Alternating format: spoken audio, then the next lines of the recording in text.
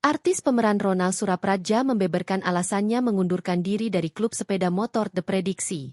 Pemilik nama lengkap Ronal Sunandar Surapradja itu mengaku mengundurkan diri dari The Prediksi karena sulit membagi waktu. Ronal menyebut dirinya kini tengah sibuk menempuh studi S3.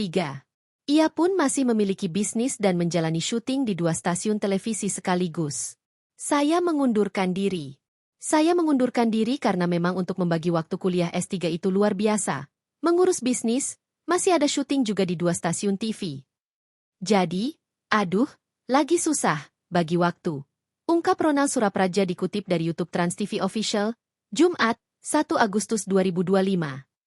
Ronal dengan tegas menepis adanya perselisihan dengan anggota lain sehingga keluar dari The Prediksi. Ia mengaku kerap absen dari kegiatan klub motor itu. Hal itulah yang membuat Ronal akhirnya memilih mengundurkan diri dari The Prediksi. Ronal tak ingin mengganggu agenda kegiatan klub motor yang digagas oleh dirinya dan Andre Taulani itu.